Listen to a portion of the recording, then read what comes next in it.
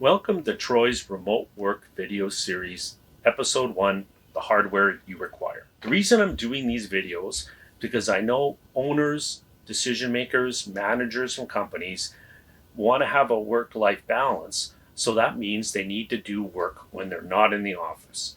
And it's summertime and it's in Manitoba, so on the weekends and evenings you may not necessarily be working from your regular home office that you might have set up. So I'm going to show you the setup I've got that allows me to work remotely. So right now I'm in my trailer in beautiful Steep Rock, Manitoba, and this is the hardware I've put together that allows me to work almost from any location. The first thing I'm going to start with is the laptop. This is the most important piece of hardware for remote work. You can pretty much get by with just the laptop alone. The big requirements that I looked for in this laptop was I wanted it lightweight because you got to haul this thing around all the time. I wanted the battery to have a long battery life because sometimes you can't plug in and you're outside working and you need the battery to last a long time. And then I also, this may seem weird, but I wanted a lighted keyboard, and I'll tell you why. I had a laptop before this without a lighted keyboard, so I'm working outside, it's maybe cloudy, it's maybe getting into the evening, I can't see my keyboard. So a lighted keyboard is a big deal for me when I'm working remotely. The next thing I want to talk about is my external monitor. I used to haul around a huge standard 27-inch monitor in my trailer, watch it bounce around as I'm driving from place to place.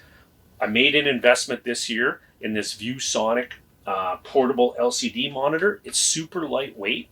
One of the things I like about this monitor is that if you've got one of the newer types of laptops that work on the USB-C connector, like this, the whole thing gets powered by your laptop battery. Of course, that uses more power, but it also gives me two screens because I cannot work with one screen. You know, you got the Excel spreadsheet open on one and you're working on some data on another screen, and you're looking at emails, and I need two screens, otherwise I go insane. So that's one of the things.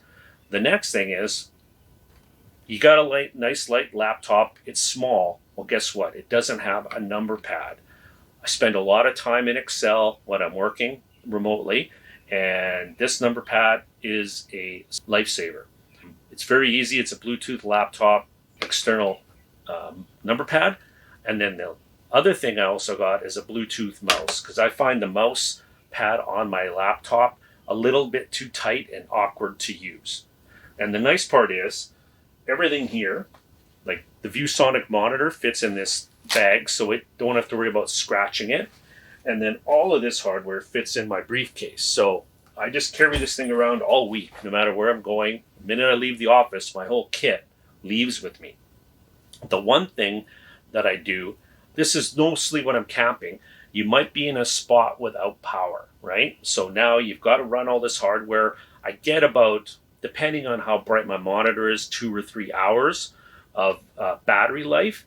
However, this thing, my power inverter, is a lifesaver. It plugs into a cigarette lighter on this end. So I've got cigarette lighter plug type style plugs around my trailer. I plug it in and it gives me AC power, the power I need to plug my laptop in, out the other side.